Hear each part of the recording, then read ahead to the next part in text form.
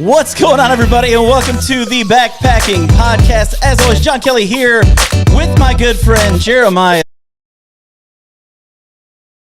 Then Mr. Jason Wish, who's with us tonight. Funniest thing ever. So, I was in Cleveland this weekend, Jeremiah. Dude, how weird. See this hat right here? Yeah. I was there for that overtime win over Tom Brady and the Buccaneers.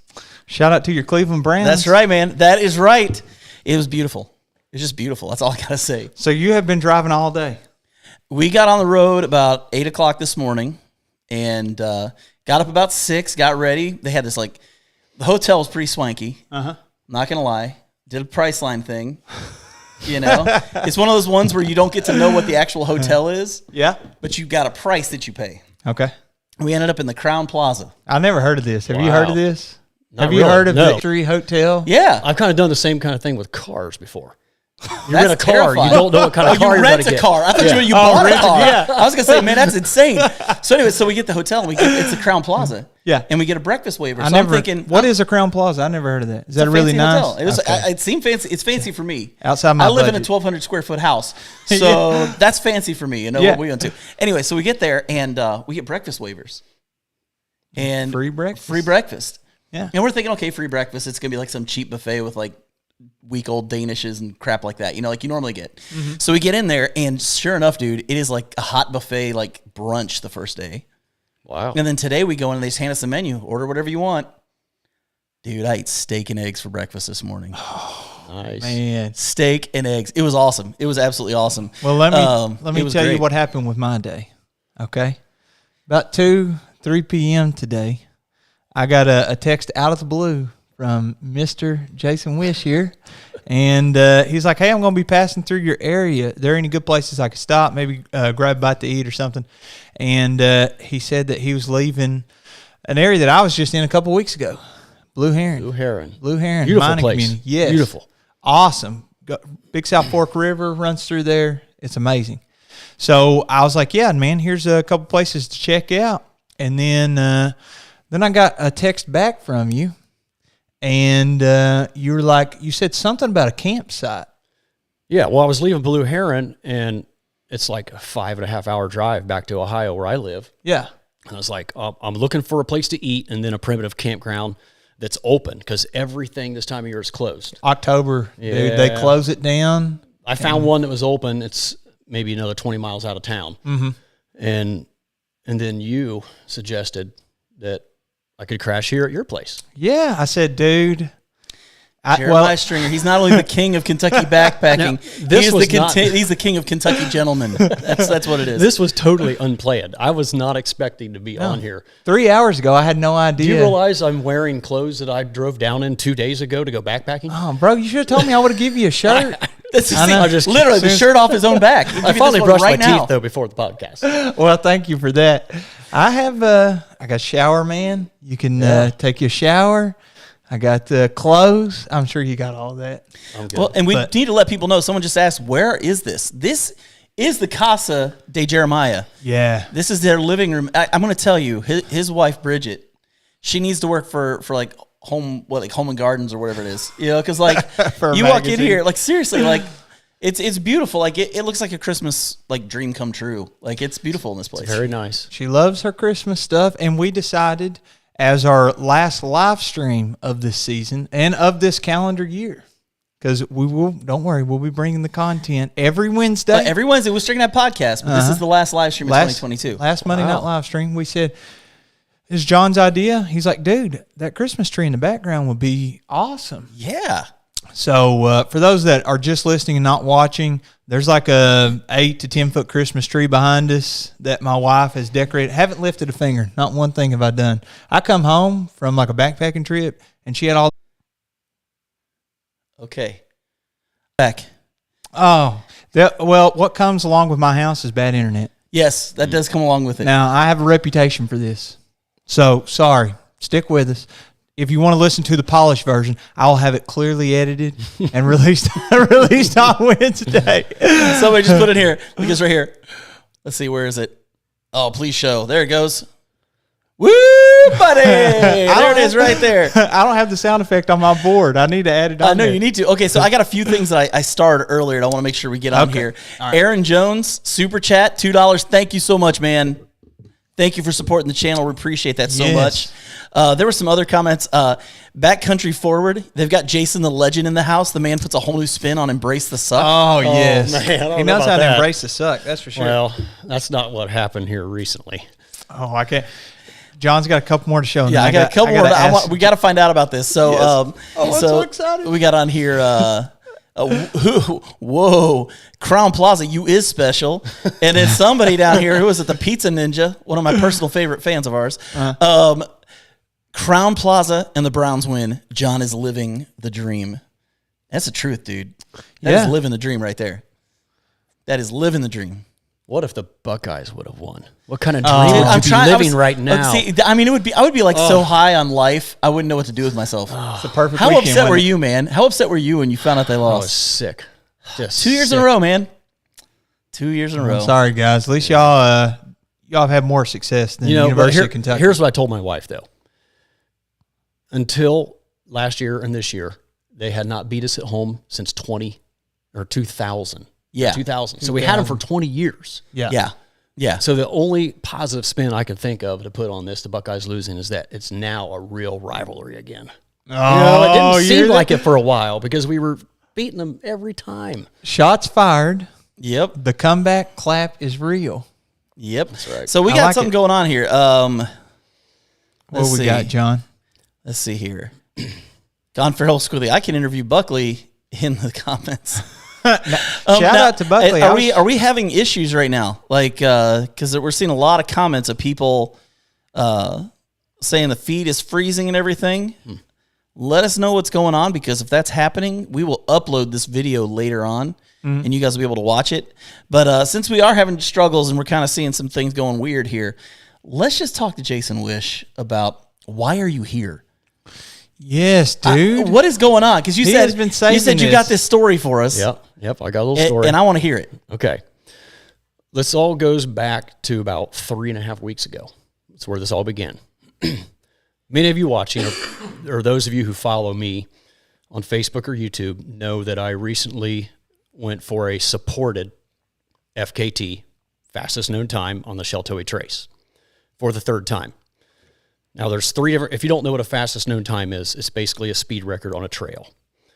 And I have done 2 attempts on the Sheltowee Trace already, which is 343 miles through Daniel Boone National Forest and part of Big South Fork. And at one time I held the self-supported.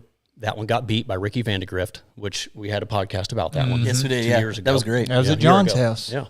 That's where the internet works. Yeah. He's right. Do we have this resolved? Is the internet issue resolved? It seems better now. I just saw from Midwest Backpacker. Okay, and then last year I decided to go unsupported. Should I explain briefly what the difference Please do. is? Yeah, please explain that So to there's people. 3 styles of fastest known times. Supported is when you have a crew helping you. You have aid stops. You don't have to really carry anything if you don't want to. You can have as much outside support and help as you want. It's basically like running a marathon race on a road, where they have aid stations, or an ultra race. Then there's self-supported, where you're allowed to support yourself by putting out food bags, extra clothing. You can stop at gas stations or restaurants to buy things, anything that anybody else can get access to while they're hiking that trail if they were to try to beat your self-supported attempt.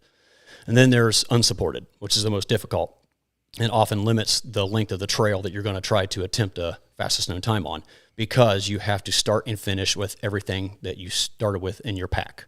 So your pack's a lot heavier. You can't have any kind of outside support. If you're going to hike for 10 days, you have to have 10 days of food with you. Exactly. Can you throw the trash away as you go, or you have to carry that with you? I think you're supposed to. That I don't know 100%. I think you're supposed to carry it out with you. So everything. But what if you need to start a fire because it's cold and you need kindling, and the only thing you have is your trash? Man, that is a great question. Or a fire break. Does that become survival? I think you're allowed to do that. I mean, you can start a fire with what you find around in the woods. Yeah. You're allowed to get water sources, obviously. Yeah. From creeks and things, but I'll let you finish, but I have a quick question. Like it's the same I question. hear that. I think I want to let you finish. But Beyonce had the best song in the whole world. No. I was just gonna ask a simple question, building on John's question. Okay. Let's say that you had like the little fire bricks, right? Can you use one of those and burn it? Because it's just gone. If you started with it in your pack, You can't purchase it or have it given to you by anybody. But it's a consumable. Yeah, well, you're consuming your food. So here's a question. Here's what Doc Watson says: unsupported means doing it commando. That's a different way sometimes. different kind of unsupported, ain't it? Okay, go ahead.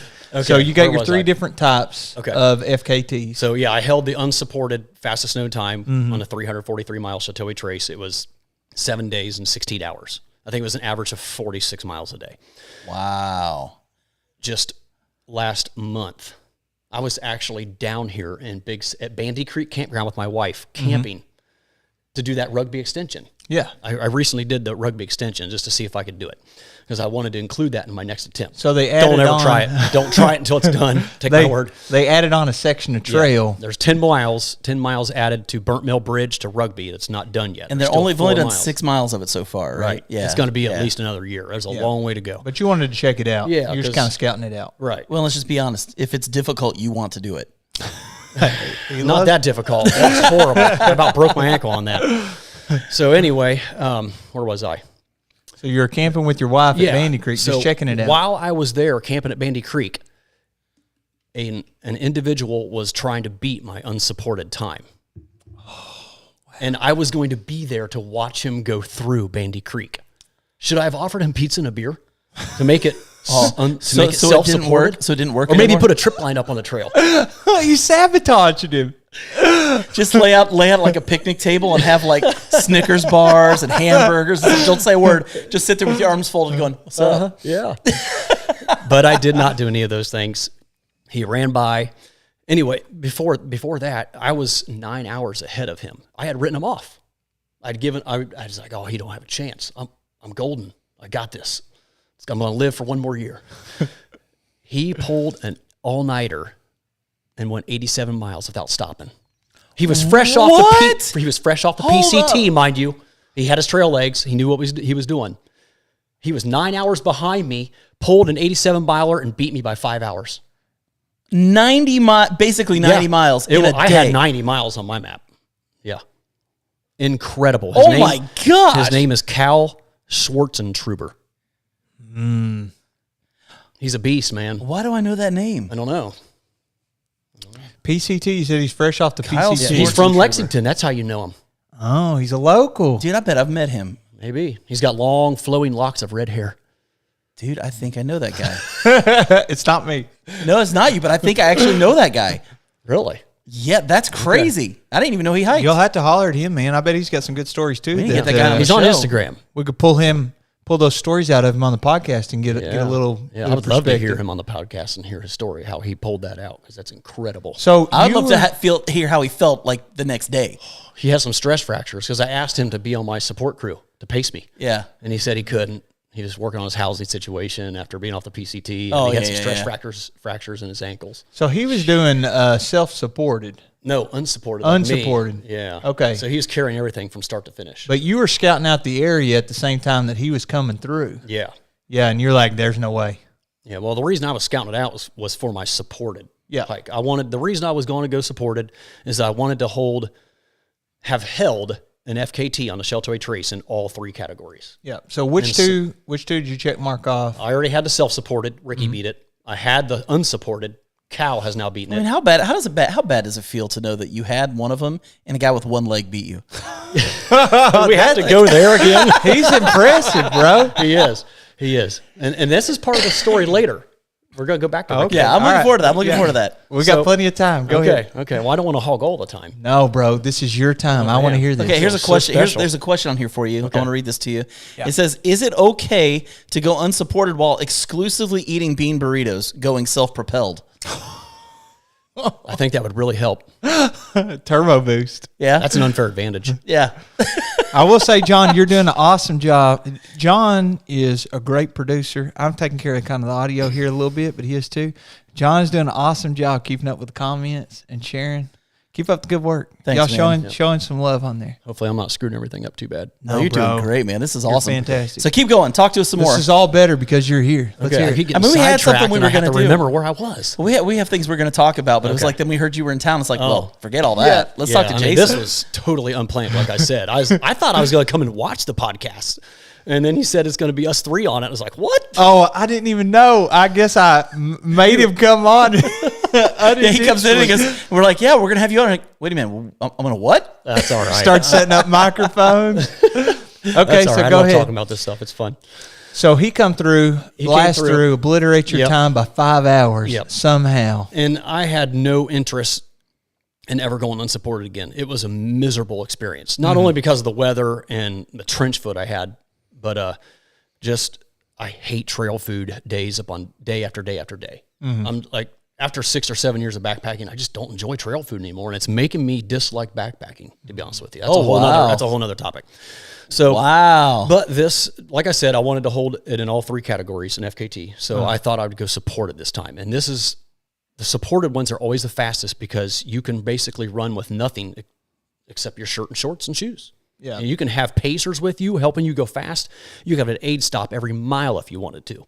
Mine, most generally, they're like every 7 to 10 miles. And that worked out great on the trace. I was able to find an aid stop, a parking lot, a trailhead, Yeah. whatever, every 7 miles. And you'll never guess who was my crew.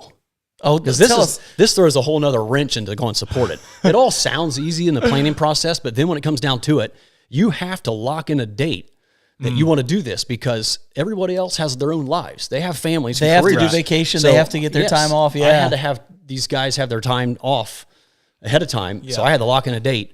And of course, Hurricane Nicole has to come up and make was gonna herself say, known during yeah. my attempt. Because you contacted me like, hey, man, would you be willing to be Yeah, one I of the asked you stops to- along the way? And I was like, well, actually, I'm going to be in South Carolina. I actually wanted you to be a pacer. Oh, good luck with that one. That was would've a been slow great- section. great That was crew member. It was a slow section. So your other times, like that one that was beat by 5 hours, Yeah.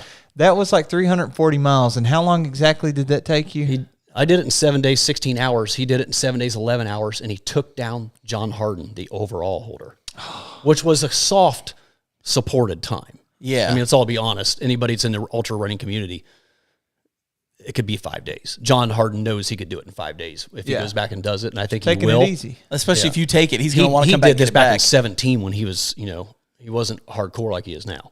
Oh, So, wow. I mean, a lot of people could go out there and smash this record, go and support it. Oh, wow. But it yours takes was- time, You're It's- good.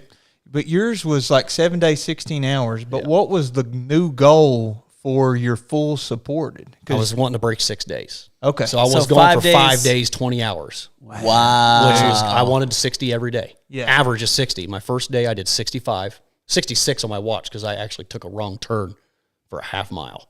You'd think after doing a trail twice, you'd know where the turns are. No. It's easy to do. Yeah. You get the camera out and start looking at the sun. It's so the funny. sunset, and you walk off the wrong trail. It's so funny. My longest day I've ever done was 24 miles.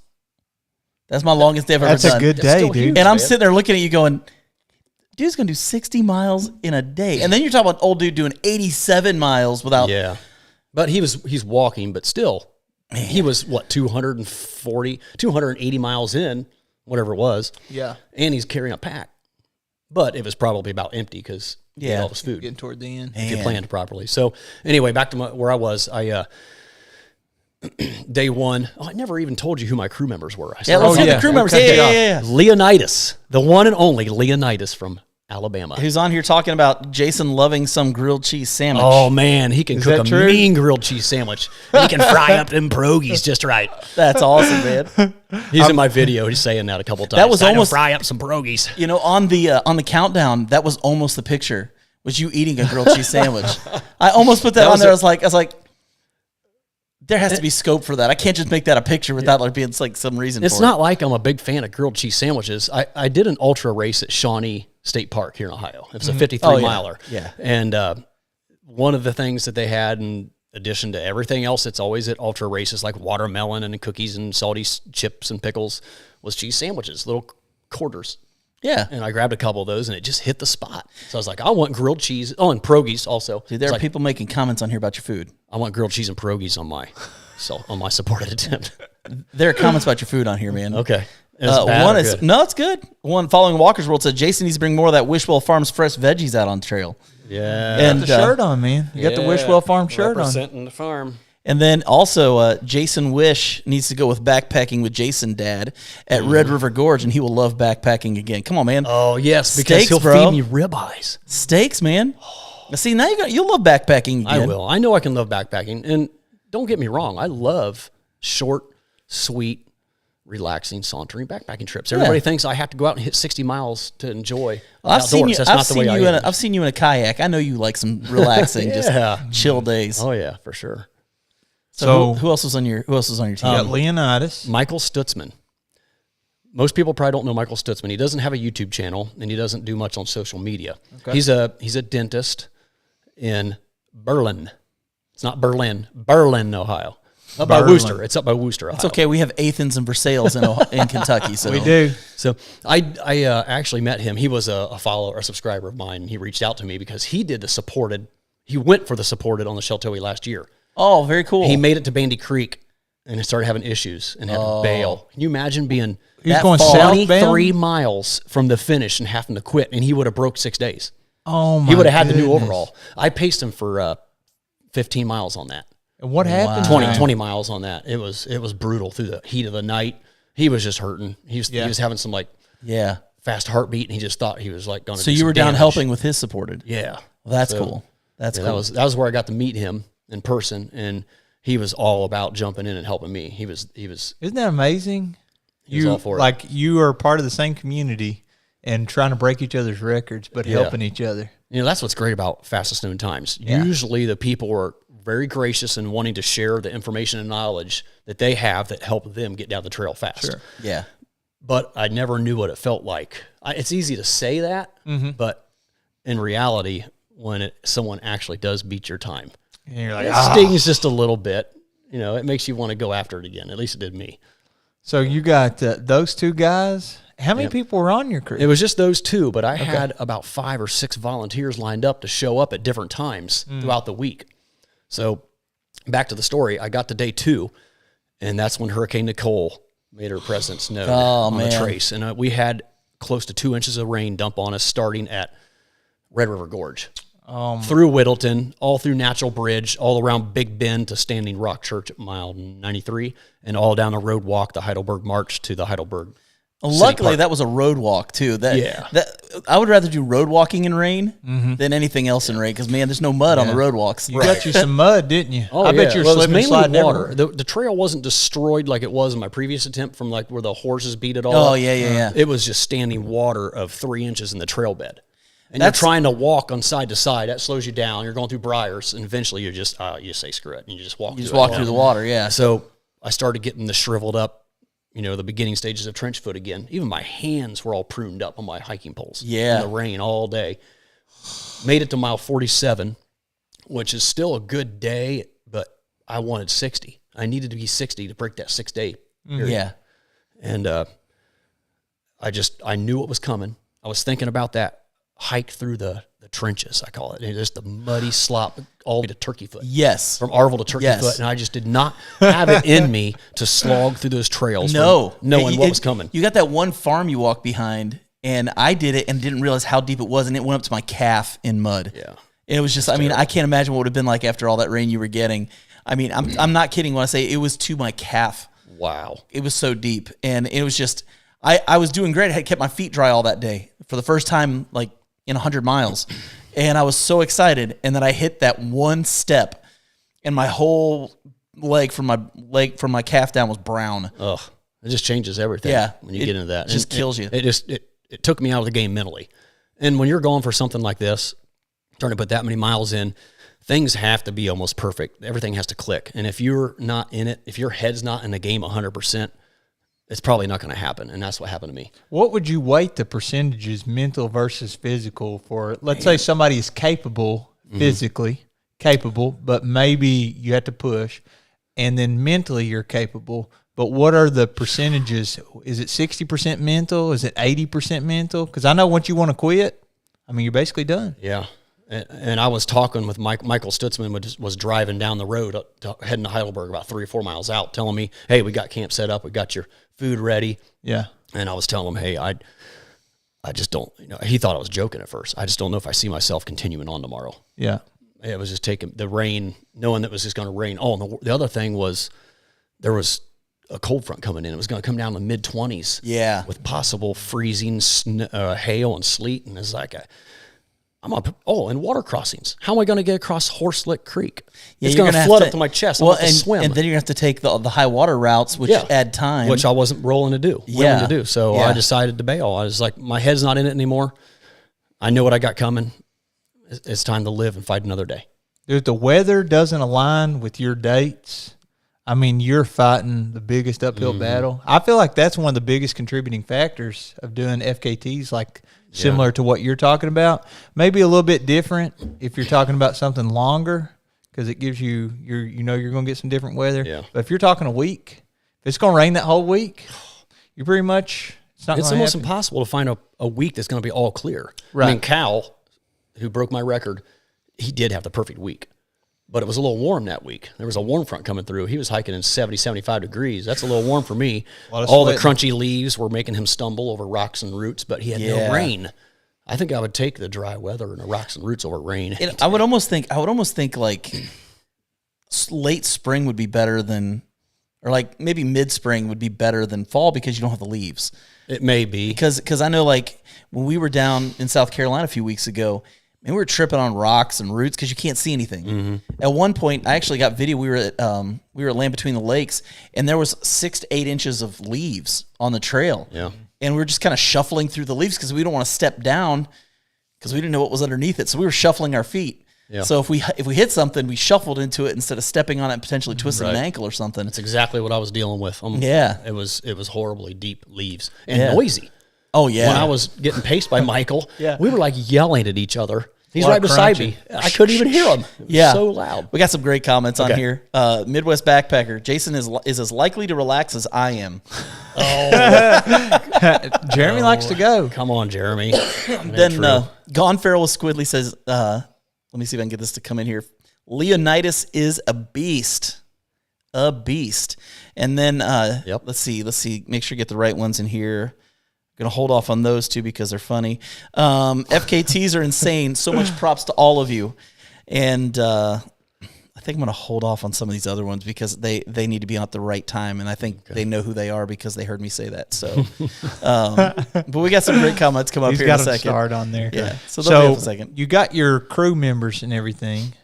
Where you're at on your story on where we're at today. Okay. So this next part of the story brings me to what brought me here ultimately. Okay, because this has been a couple weeks, right? I saw you on Facebook 3.5 weeks ago, at least 3. Yeah, because you could track whenever you're doing the FKT with your Garmin on Facebook. Yeah, so people could follow you on your group and see where you're at. So this has been a few weeks. Yep, and I kind of did the same thing a couple years ago on the Susquehannock Trail. I failed on my first attempt because of sick stomach. And 3 weeks later, I regrouped and I went back and I did it.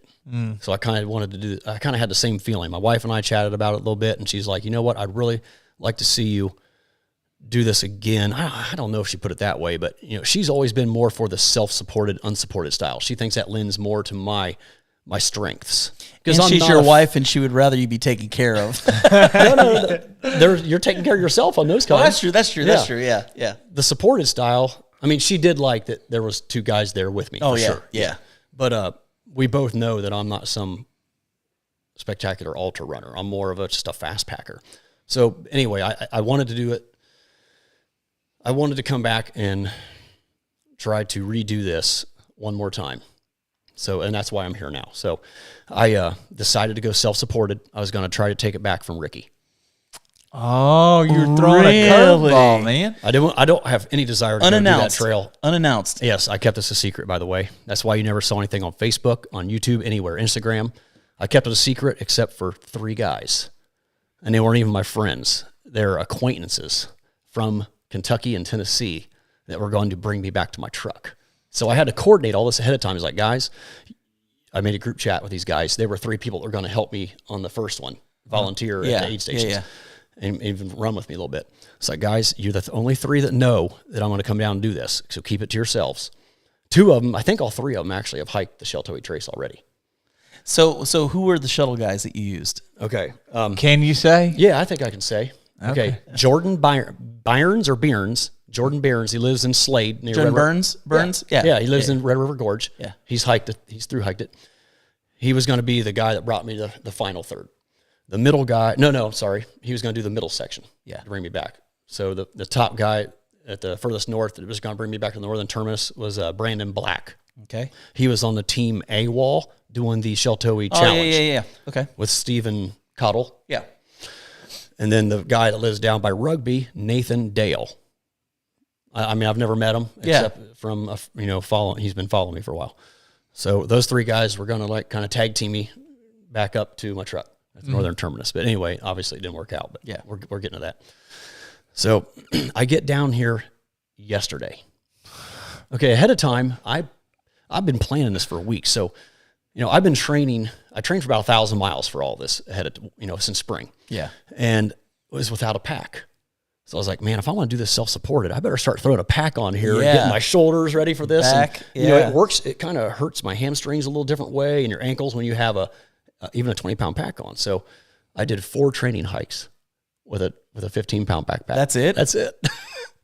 And I thought I could, I was like, I think I can do this. So I laid out all my food just like you would on a long backpacking trip. And I didn't even add up my calories. It's just, I've done this enough. I just know I'm not going to eat that, but I'll eat that. Yeah. And I just made 6 piles. I put them all in 6 Ziploc bags. And then I put those inside a garbage bag with a pair of shoes, because I have 7 pairs of shoes right now when I did my supported attempt. Yeah. And a clean shirt and a clean socks in every bag. It's like, I want to do this right. It's basically going like supported, but you're doing it all yourself. Yeah. I mean, it's almost like cheating in a way, but it's not. Yeah. It's all legal. Yeah. So I came down here, and I'm not going to go into all the details about where I placed all these bags, because unless you've hiked the Sheltowee Trace or live in this area, it's not going to mean anything to you. Yeah. But I put a bag out basically every 50 miles. And the final bag, first bag was at Cave Run Lake. Final bag was at Blue Heron, which is where I was today. Yeah. In hindsight, yeah, I should have started at the south after dropping my final bag off and go north. But all my plans were for going southbound. So I dropped them all off and then had to turn around and drive all the way back up. So I was on the road for 11 hours yesterday. And then you started hiking. And then I slept at Clark Park Shelter, mile 9. So not even a real night's sleep. Had a horrible night's sleep on a picnic table. But I had my pad. Yeah. I put my tent down so it wouldn't puncture my pad. Yeah. Slept on my pad with my quilt. It was warm. But I slept terrible. I kept waking up and having dreams about my wife telling me everything I messed up or did wrong or something. Oh, my goodness. It was in your head. It's almost like God was talking to me in my dreams. This isn't your time. You're not going to do this. Yeah. But I woke up and instantly knew I'm not feeling it. I'm not mentally there. I'm not in the game. My head's not in the game. I can't do this. I want to get to day 3 or 4 at best, and I'm going to bail. I just know it. And just like I said earlier, if your head's not in the game 100%, You're done. You're going to fail. Yeah. I just didn't feel confident for some reason. I don't know what it was. Maybe I'm tired of FKTs. I don't know. That could be part of it. Well, I mean, you and I were talking beforehand about what happened with me and my buddy Sean down in South Carolina. When all that stuff happens to you in one day, your head's gone. Like, you might as well forget about it. You're done. You're not going to want to do this It'd be anymore. devastating. Yeah. It's certain times things happen. There's just no recovery from that. It's hard. Yep. I woke up at 6:30, drove to Cave Run Lake, and started the process of picking everything up that I just hung in a tree the day prior. I did film all this, by the way. Oh, that's so I'm awesome. gonna I don't know what I'm going to call it, as I didn't attempt it, but here, it's going to show the process of how I hung 6 bags. You can to just do this make it attempt, how to set and how up. I ended up here. Just make it a how-to video on how to set up for A failed attempt. an FKT. You don't have to tell them it's a failed attempt. I mean, they don't even know if they watch the podcast. Yeah. So I got the Blue Heron Bridge, picked up the final bag like 5 hours later. It's like lunchtime or something, or Yeah, and it was right after lunch. And I was like, well, I'm here. Let's see what kind of hiking trails there are. There was a 6.3 mile loop called the Blue Heron Loop. It goes up. Have you been up on any of that? We drove up there. Okay, there's cracks in the rocks and Devil's Jump or something like that. Yeah. It's a beautiful, beautiful Some trail. great overlooks, too. Did you check out the overlooks up there? Yeah, I did. Yeah. I filmed them. It was nice. Yeah. So I did that I ran the 6, it ended up being about 7 miles. How long did that take you to run that? 15 minutes. Yeah, it was a little over an hour probably. Yeah. Oh, my gosh. A little over an hour. Is that true? Hour and a half, I don't know. It was just a 10K. So Just a 10K. I mean, it's a 10K. nothing. But it wasn't on a hills, road. on Yeah. hills and trails with rocks and roots. I didn't trip and fall once. Can you believe that? It was a miracle. I believe How, that. let me ask you this. Let me ask this question. On your FKTs, how many times did you trip and fall doing those things? What about the slip and slide one? What about the rainy weather with the hurricane? How many times you slipped? I don't know if I only remember falling once or twice. Oh, really? For some reason, back on the Susquehannock Trail, I ended up losing like 4 toenails. I was kicking every rock and root there was. Yeah. For some reason, I must have learned my lesson. I don't know. Maybe I'm lifting my feet higher. Yeah. I didn't fall more than once. That's impressive. Surprising. I watch trail runners. I don't know how they don't bite it more often. Yeah. Especially like when you're hiking up, you're walking and your feet are slipping as you're going. You're seeing these guys run, and I'm thinking, shouldn't they fall at some point? Like, shouldn't they be slipping somewhere? I use my trekking poles. Even when That's I'm true. going supported, Yeah. some guys will fold them up and put them in their pack or just not take them on certain sections. I always have my trekking poles with me. I just feel like that third point of contact helps Yeah. me prevent rolling my ankle worse. If I do roll it, it's like I put my pole down and catch myself real quick. Yeah. or something. It's weird, but in the woods, don't you feel like I don't know about you, but like the ankle flexibility is so important.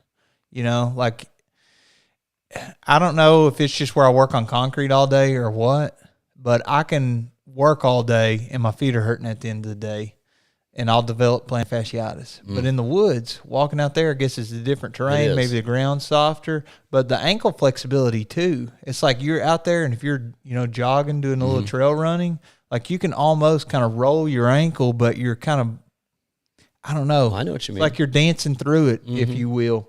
And having the trekking pole there, dude, I cannot count how many times it has kept me from like full on ankle sprain. Yeah. Oh yeah, for sure. I always keep mine too.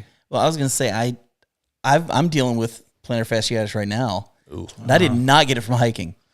I got it from doing a video session because I do freelance video on the side, and I was on concrete all day in a pair of Hey Dudes, and I don't know what Hey Dudes they're are. just like basic little cheap shoes, Yeah. And honestly, at the end of the day, my feet hurt so bad, and they have not felt good since. And it's been a couple weeks. Wow. And so, like, I've never gotten it from hiking, but I got it from being on cement all day in shoes that I probably should have worn something better if I was going to be on cement all day. It's rough being on hard surfaces. It is. It like is. that Heidelberg March, they call it. Whatever, 18 miles of road. I hate my that. ankles and feet felt beat up. So More than- I yo-yoed that trail when I did it. Oh, so I really? did sections back and forth, and that was the one section I kind of cheated on. So I hiked up to Heidelberg coming from the south. Okay. And my family picked me up that day because I'd done 3 or 4 days at that point. Did that. My family picked me up, and then they dropped me off at the north end of the march. So I walked downhill to Heidelberg. Oh, that's right, because you went Nobo. Yeah, I went Novo. Yeah, And so I yo-yoed anyways because we did some of the northern stuff first and then came down and went south to north because we felt like Miguel's was a better ending point than either one of the trailheads because they're the most boring trailheads in the history of trailheads. So we were like, me and my buddy Brian were both like, why don't we just go north to Miguel's and then go south to Miguel's? Get it twice. And we celebrate with pizza. There you go. And I was like, let's do it. That's what we did. Nice. But I did cheat a little bit because I took the Heidelberg march You still did every mile, though. downhill. That's Oh, I all- did every that's all mile. that Oh, I matters. did every mile, but I totally, He did it strategically. I strategically cheated on one part. Like, it's not really cheating, but you know what I mean? It's like I knew how, like, that was all uphill walking, and I was like, I don't really want to do that. Yeah. no. And so, Oh, one more thing I got to add to this story. Yes. When I was hanging those bags, when I went self-supported before Ricky beat me back in 2019, I only had one resupply bag. I put at Wildcat Monument, Wildcat Battlefield, whatever it's called. Yeah. At about the halfway point. Yeah. Before the 49er diner. So there was 4.5 days of food in each. And when I started, and then I was empty, and then I picked up that 4.5 days of food. It's a lot to carry. So this time I didn't want to carry that food, but there's another issue that could have happened. if one raccoon or one human saw my bag and got into it, it could have ended everything right then. Yeah. So I had to be really careful and strategic how I hung my bag. And at least 2 of them were not the best hang. I mean, they were always up high enough to be away from bear, but a flexible coon or squirrel could have reached down off the branch because I had it pulled up pretty close to the branch. It would almost be worth having like 4 Ursacks, Yeah. to have along the way or something like It would that. have been nice, yeah. But my one bag of blue heron, I actually hung it under the blue heron bridge. Up on the trusses, the steel trusses, right where it goes onto the Kentucky Trail. Yeah, I know exactly. I crawled down underneath it and stood on the concrete embankment, whatever it's called, and reached up there and that's ridiculous. hung it just out of reach for us. See, here's your problem, though, is that area, you run a higher risk of guys getting the munchies from certain things they're inhaling, being out there, seeing some dude's food bag, and going, well, that looks like food. Fortunately, it would have been during the weekdays. I'd probably been all right. But I did think, I don't know if this guy's watching or not, but maybe he'll listen to this eventually. Nick Harrington, Smoky Bees Natural. Yeah, I instantly thought about him and how his bag got stolen at Holly Bay. What? Yeah. I didn't know his bag folks got had to bring stolen. him new food so him and Samuel could finish their through hike. Now, I didn't know that. I haven't watched, of course, I haven't watched their Sheltoe Trace hike, so I didn't know about that, but that's crazy.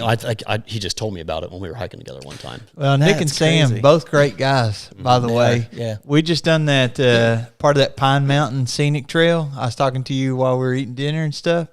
And the guy that was shuttling us, I think, he was the one I was talking to, and he was telling me about one of their videos. Nationwide, baby. Well, I guess that's still in Kentucky. Regionally famous, baby. That's But I was telling you during dinner that I was glad to hear that you and backpacking with Jason. Yes. Sir, what is it? Mr. Backpacking Mr. with Jason, Backpacking sir. with Got to Jason, put some sir. Gotta get respect on right. it. Yeah, I called these guys out. Yeah. When me and Nick and Samuel were out there, I called it the hardest hiking trail in Kentucky. And that could be debatable, but it is darn close. But when we did it, there was blowdowns. I watched the video when you did it. And I was like, I'm calling out these Kentucky boys now. And I named off you 3. So I'm glad to know that at least 2 of you have finally done it. Well, we just I'll done get a there, I little promise. section. I'll get there, I promise. We done a little section. I was going to tell you guys, and we can make it a standalone episode to talk about this scenic trail later if you want. But dude, we were out there, and they had a storm advisory, right? And Jason still went? Dude, it wasn't at the time. Oh, okay. I was going to say, got, usually he won't go if there's any kind of storm advisory. No, and we already had this plan, right? It's the weekend after Thanksgiving, and we want to check out this beautiful trail. We got the shuttle driver and everything already set up, and there's multiple of us going. And then, dude, the first morning, it's all sopped in, and then the second night, I guarantee you where we were at, it had to be 30, 40 mile per hour winds. My tarp was pinned up against my hammock, and all night it was just, I bet we didn't sleep from like 1 a.m. to 6 a.m. Wow. Because the whole time, I mean, Jason, he got up, and I got up, and we didn't really talk to each other or anything, but he was just laying in his hammock, just like watching TikToks. Yeah. I was laying in my hammock. I put on a movie, put on some music, listened to a podcast. And all you're thinking is, God, I hope that one of these trees don't fall on me. And oh, man, I know. Get up the next day, and there's trees across the trail that weren't there the day before. And, you look to make sure there's no widowmakers before you sit up, because we checked the weather ahead of time, and it was But you never know when root systems are weak or that kind of thing. You just never know. Because remember Rue McHenrick. Had one fall on him. Yeah, we had him on the podcast, and he told us about it. I didn't hear that story, though. It fell on him or fell on his gear? Knocked him out cold. Hit him in the head in his hammock. He woke up like 16 hours later, had to cut his way out. He's wrapped in the hammock. What? And that's all I could think about. It was 3 a.m. I got some video of it. I'm going to do a trip video of it. It's 3 a.m. Wait, hold up. You're doing a trip video? That's what I was thinking. I did a trip video for that one. It was a lot of fun, but that was very scary, dude. That wind, I don't want to mess That's with no fun for anybody. You got some comments? Yeah, I got for some us? comments coming in. Hit us with some comments. We got Chris, that hiking guy. Yeah, Jason, much props. J Flo, Jerry Flowers says, do any of you have plans to hike Pennsylvania's hardest trail? The Black Forest Trail is 43 miles in length, but is constantly going up and down the whole time. You said that quick. It's been on my short list for 2 years. It's happening in 2023. Oh, hey. Who wants to go hike the Black Forest Trail with me in 2023? Preview. You heard it first, right here. Backpacking And I'm going to podcast. FKT it. No, I'm just kidding. I'm going to enjoy that one. I've never heard of that trail. Will you tell us a little bit about it? It's a 44-mile loop on some of the most rugged, rocky, steepest ascents. It's in all of Roxylvania. Pennsylvania. Yeah, it's in Roxylvania. It connects to the Susquehannock and the Queehana and the West Rim. They're all connected. You can hike all of them. There's a 100-mile ultra called the Eastern States 100. I'll say it sounds like it hits 3 of those. That'd be the Pennsylvania Triple Crown right there. Yeah. So okay, here's another one. Mary Van, the mental aspect is real. Agree totally. If your head ain't in it, you won't make it, which is no doubt. Waterfalls in the woods. Same here. JK was from painting ladders. So that's how they got the issues plantar with their feet. fasciitis? Yeah. Oh. And then this one's, you're going to like this one, Jason. When I didn't think Jason could get any cooler, he says, I don't know what hey dudes are. I've never heard of that. I can't believe it. Jason's camp shoes are hey dudes. Are they? They're like a $50, $60. They're very comfortable. Okay, so they're lounging shoes? Yeah, they're lounging Is type that all they shoes. make is lounging It's like shoes? a casual boat shoes, what I think of when I look at it. Okay. But they're really Learn comfortable. something new every day. They're light, too. Just don't stay on them all day on cement. They're really popular, but they don't really have any good support. Okay. Yeah. Well, speaking of shoes, just a quick shout out to my new favorite shoe. Oh. This is the Topo Ultra Venture 3. I love my Topo Ultra Ventures, man. 2s were nice, and I have several pairs of them, but the 3s, they got the toe box right. Oh, is it bigger now than it was?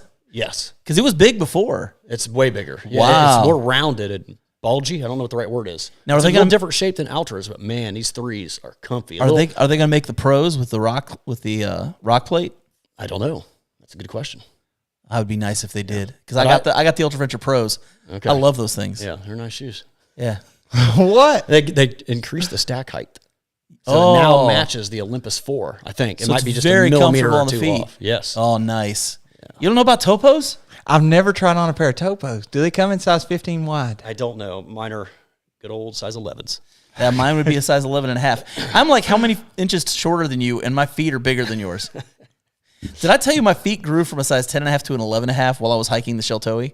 Yeah, I think I have heard that. It never shrank back down. People. Never shrank back down. Wow. Dude, I was wearing my shoes. Like, I buy some tennis shoes to wear to work, to walk on that concrete. And I put them on the other day, and I am not kidding. I don't know if the shoe shrunk or what, but my left foot, I'm telling you, it felt like you were taking my pinky toe and squeezing it over. I always had to get the wide version of the shoes. And then out of nowhere, I had to take the shoelaces down and widen them up. And I've been wearing these for 3 months. Never had a single issue. Got the wide version. And then one morning I wake up and whoosh, it's like it's squeezing my foot. From doing the Pine Mountain Trail. This is before the Pine Mountain Trail. Maybe it could be. I don't know. But it's still squeezing my foot. So maybe my feet are still growing. I hope not. We have a correction on one of our comments. Okay. He says climbing ladders while painting, guys. He Yeah, wasn't. that makes sense. Well, he said he was painting ladders. I'm like, I mean, somebody has to I paint kinda ladders, figured right? that's what he meant. Yeah, somebody has to paint ladders. I thought he was literally painting ladders. That's what it looked like to me. I'm just Decorative saying. That might ladders. do it too. Here's somebody. Topos are awesome. Toe box room makes the difference. Oh, yeah. And I'll be honest with you, man. Like, I did Ultras when I first started. They destroyed my feet. Is it Me the too. zero drop? Me too. I thought they were all the one and only shoe. Like Dude, there's 7 pairs, but it says it's something about that zero drop. Even though we're born with zero drop, and I'm not against zero drops or those barefoot shoes, all those different barefoot shoe companies out there. They destroyed my feet. There's something about the 5mm drop of these Topos that just does wonders for my feet and ankles. Oh, it feels everything. great. Calves. If you are prone to having knee and feet and ankle problems while hiking, you got to get something with just a little bit of rise. What's it called? Yeah, stack height. Yeah, stack height. Yeah, or maybe not stack height. yeah. But, I can't. I just Is drew a it blank. that your heel Your is heel's higher than the So toe. on these, So it's dropping as it goes toward your Ultras would toes. be the same height from here to here. This is, let's say this is 28 and this is 33. Yeah. It's a 5mm rise. I can't think of what I'm trying to say, but It's a rise. Yeah, it's a rise. It's 5mm. And the thing is, like, also, if you're not used to that zero, your calves are going to be burning at the end of the day because you're stretching them out more every time you take Never take happened a to me, step. though. Well, not everybody is Jason Wish, the ultra hiker. My wife, Bridget, she had to drop out on the Foothills Trail. I remember. Because of the zero drop shoes and the mileage was too much. But yeah, she went from not wearing them at all to wearing them on that trip, doing 14, 15 miles a day. And by the fourth day, I mean, her hip flexors were shredded, her calves, her quads, everything was just trashed. Well, here's another comment we can all comment on here. All right. And Ultras still haven't fixed the flap on the front that messes up. What's that all about? I thought they did. I stitched it on the 6s. Oh, they stitched 5. it in? Whatever my new ones are, it's stitched. Is it? It's the 5s, I think. The Do they have a Ultras? 6? I The don't even Lone know Peaks. anymore. The Lone Peaks, the little toe cap would always. Well, peel I on bought the Lone Peak 4s like 3 years ago. So Yeah, they come pearl nose. And Even the Leonidas, 4.5s. Leonidas to the rescue. Okay. 5 millimeter drop. Drop. That was the word I was It's thinking. drop, not rise. Drop. Thanks, Leonidas. Appreciate that, buddy. He's the man. I guess if you had a 5 millimeter rise, your calves would really be getting worked out every time you took a step. could you imagine? Me and Leonidas have Reverse something up heel. our sleeves here soon. I can't. Uh-oh. We're Ooh, going to be joining forces on a little hike in February, possibly. I like hearing that. We might need to talk about this off air. It might be a little bit of a fast pack. Is it possible that we can And get relaxing at the same Leonidas to show up in Kentucky and bring you back, and the 4 of us sit down and talk about this little adventure you guys might be doing? Man, I don't know. It might not be happening in Kentucky. That's the problem. That's That's like all- a no, 9-hour drive. I'm, for him I'm to get up saying, there. I'm saying after that's all over okay. and done with. It's okay. We'll You fly him in. Don't worry. There we go. Yeah, we got big money in the Big Packing Big Podcast. money. Yeah. I just called us the Big Packing. I don't even know what that means. We pack big gliders, All man. right, Big hit us, lighters, there you go. hit us with some good comments here. Yeah. Well, right now we're here, and Leonidas says the Lone Peak 6 is stitched. Okay. Mary Bann gave up after the 4s. And I did Chris, too. Yeah, Chris Acone says the 5 and 6 are stitched. And then Anthony Privet says that the Lone Peak 5 is stitched. So there we go. I got the 4s, and my first day on trail on the Vermont Long Trail, the tongue, I mean like 8 miles in, not the tongue, but the little piece out front, Yeah. the protector, that started peeling off. And then they literally would rip down the side. Like Wow. You first 100 destroyed miles. those things. I think the long Gone. trail will destroy a lot of shoes. Yeah, it's rugged. Here's the thing I'm going to say, too, about the Ultras. Every time they redo a shoe, they completely redo the shoe. They don't, like, augment it and, like, improve things. They just make a different shoe altogether and then give it the same name. Like, the one thing I've noticed about the Topo Ultra Ventures is they don't completely just redesign the whole shoe. They just kind of augment and kind of improve areas where they think it needs to be improved. I don't know why. Why does Ultra do that? I don't know. I think everybody does that, and I don't know why. I assume that it's marketing. It's got to be, right? Speaking of marketing, Topo has 2 water bottles in every pair of their shoes. Recycled water bottles. Really? Ooh. So I'm walking around on 4 or 2 water bottles right now. Right now, you are eco-responsible. That's right. It's good vocabulary there, John. You like that? Yeah, I like that. I don't think it's a real word, but I'm going to use it. I think it's it's real. coined here on the Backpacking Podcast Yeah. or the Big Packing Podcast, depending on when you listen to us. Oh, speaking of the podcast stuff, we never did show it on here or anything, but you got that message about the logo and the pooping? Yes. Did you think that was hilarious? Oh, okay. So Jason, here's what happens. We get this message, and somebody goes, "Hey, I wanted to redo your logo," and so it shows the Backpacking Podcast. Tell them and- our regular logo. well, our Your regular Backpacking logo's- podcast logo? Yeah, this is the two of us with the beards, and it says Oh, Backpacking yeah. Podcast. Well, what did it say on the new one that we were given? It still has the same silhouette of our beards and glasses and stuff. And it's just saying the Backpacking Podcast. It says the Backpacking Poopcast. It always leads to that anyway. It always Yeah, does. It always it does. Okay, here's oh goodness, I'm not going to read that one. That's depressing. Let's go up here and let's get to John had some funny ones earlier. yeah, let me pull these up because we have 2 great comments here. Video producer John. Jeff Peters, this was literally like a while back. I wonder how many and how fast these FKT poops are, or do they hold it? Oh my gosh, that's a good question. We have to go there. Or does he Come poop his on. pants? Or does he poop his pants? I've never pooped my pants. Okay. Ever in your entire life? Not on trail. I think I'm pretty fortunate that way. Okay. I practically did in Kilimanjaro, but that's a story for another episode. I mean, So no poop in your I can- pants. no, but I can say that I have not dug a cat hole before. I'll admit to that. I mean, I grew up the first 40 years of my life on the farm. If I had to poop in the woods, you'd let it lay right there. I could do whatever I want. It's my woods, my land. I never heard of digging a cat hole. Yeah. So it's been a slow process of doing it right over the last 6 years. And 99% of the time I do, but there has been an FKT poop where it was not buried. I don't judge you. I'm totally judging you now. I don't judge. I just don't even know if I respect you anymore. I'm sorry. I'm sorry. I feel terrible. This is something. Listen, I've talked to too many Appalachian trail hikers and PCT hikers who've told me the exact same thing. Yeah, the confessions of the trail. The confessions of the trail. It happens more often than people want to admit. This is something that it seems like all Jasons that we know are very passionate about. Yeah, this question's important. And this question's important. Mr. Backpacking with Jason, sir, has the same viewpoint as you. Okay. And I grew up the same way. You know, like you grow up on a farm, all your cows poop on the ground. All of them. Every animal. All Raccoons, of them. deer. And then you turn 30 and you're in the woods and you start having to dig a hole. I'm not saying 30 is the magic number. No, I'm just saying I'm 30 years old. Okay. I'm 30 years old. But before I started backpacking. So until this year, he didn't do that. No. Yeah, because I'd play the don't poop in the woods game. You know about the don't poop in the my woods. buddy the Colonel plays that game. I still play that game. I think you and my buddy the Colonel were going to have a poop off, a non-poop off. Non-poop off. That sounds accurate. Non-poop off. I like that. We would do that. Yeah, but for real, I mean, whenever you were a kid, you didn't think anything about it. Mm-hmm. You know, and then you start backpacking, you start getting into more densely populated, a lot of humans walking through there, and you're like, okay, I get it. Mm-hmm. But that mountain, the Pine Mountain Scenic Trail, dude, they had a privy on there. Did you hit this privy that has it's like a double-decker door? So you could like open up the door at the top. Is it one of the shelters? Yep. You could open up the door at the top, and you had a view in front of you. Oh, that's awesome. Or you could, it's literally a toilet sitting in a field, and there's nothing around you.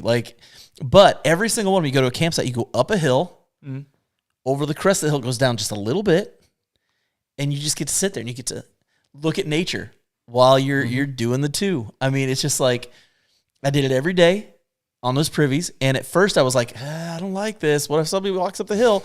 But there was one for each campsite.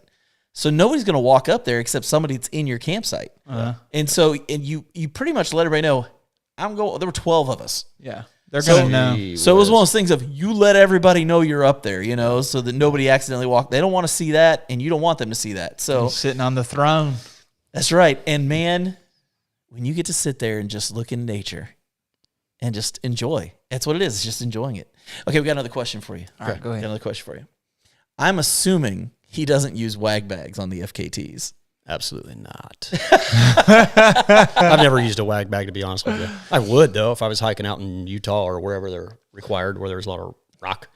Yeah. Desert, whatever. Jeff Peters is calling it the adult diaper route.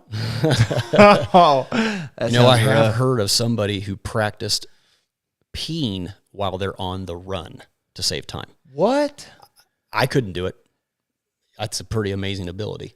Yeah, and how much? Whip it out and pee while you are running. Maybe you slow your run down, but I can't do it while I'm moving. I have to be stationary. Well, I've never tried it, so I can't say I can't, but I don't think I'm going to. No. That's kind of intimidating, actually, I think. I think I'd rather just stop and take a 30-second break. Yeah. Time to time. It's kind of a negligible advantage. Leonidas says he's heard that as well.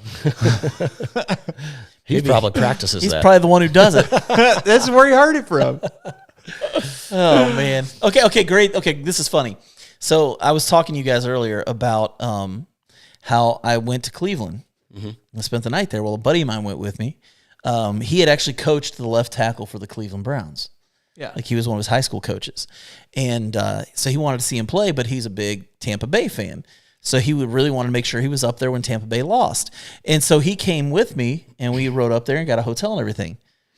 That dude, his snoring is of epic proportions. I played some audio for you guys so you guys could hear it. We heard it. Well, he's in here right now, and he comments with, "You sound well rested, John." He's not well rested. Kevin, there is no well restedness right now, big man. He's running on caffeine and adrenaline right now. I am running on Jason Wishes here. I'm just building off of his amazingness. I have someone that could. I have a snoring audio clip that could rival his, though. Really? And it was because of this that I vowed to never stay in a motel room again with another male that snores. Yeah. Ooh, somebody just brought up something here. Uh-oh. Okay, so first off, Laurinaitis says some guys just urinate in their shorts. Leonidas. Laurinaitis. Didn't he play for the Buckeyes? Yeah, James Laurinaitis. He was also a pro wrestler. But he said, or just urinating in their shorts. But then she's a Hoosier.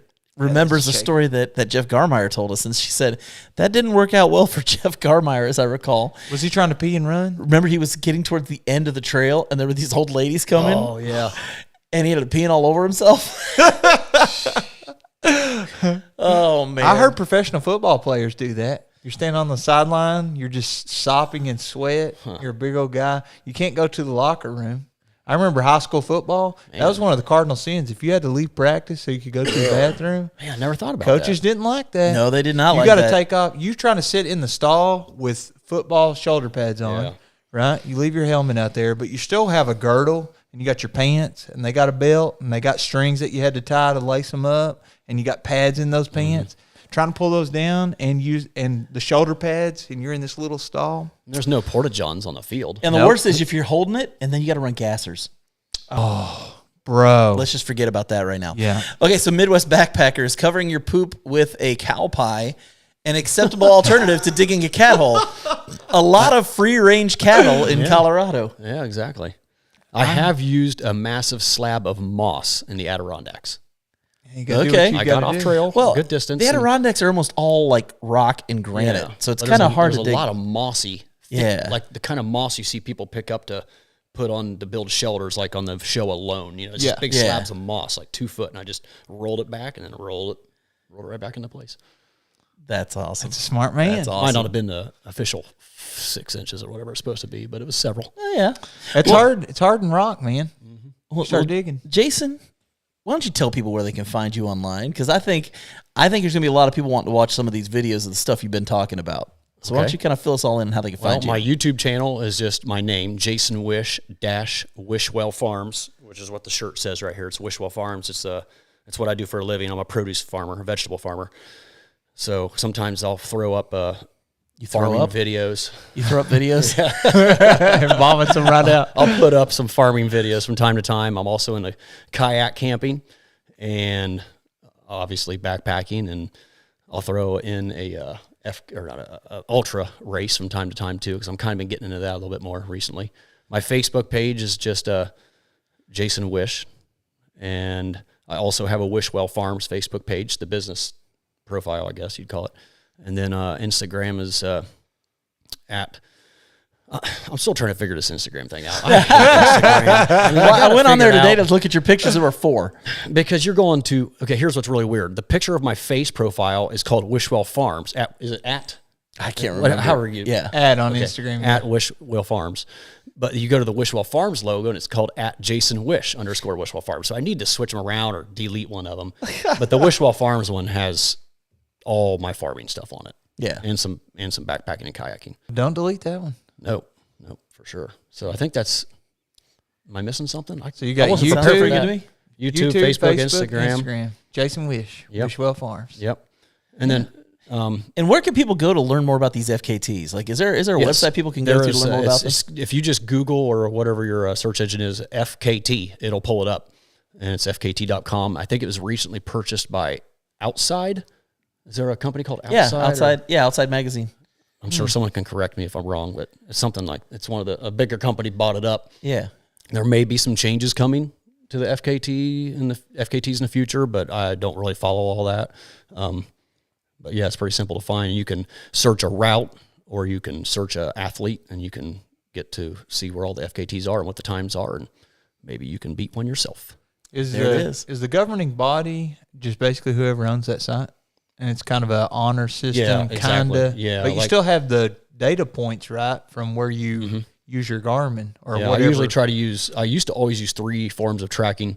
I would use Gaia, my Coros Apex, which would just link to Strava, and then my Garmin InReach Mini. Okay. So there is some integrity there. Yeah. It's not like people can just submit whatever they want. And Exactly. Okay. Very cool. Man, we're so glad you were on. Like, what a great accident, man. So fun. What a great accident. That's just awesome that you just happened to be in town. It was meant to be, I guess. Yeah. Well, Jeremiah, this is usually when we talk about people after they go into the green room. So is there anything you want to say about Jason? Well, I'm excited to just hang out for a little while longer. You going to spend the night? I think I will. We'll get this man a I wouldn't shower. be home till 1:30 in the morning. So we'll get this man a shower. We'll get him cleaned up, let him brush his teeth. I'm going home. So I'm going to go home because I got to work in the morning. Yeah. And so... why don't you take us out of the show, John? You know, Jeremiah, I think I'll do that. All right. I think I'll do that. So thank you guys for tuning into the Backpacking Podcast. As always, for myself and Jeremiah, we'll catch you on the next one. Adios.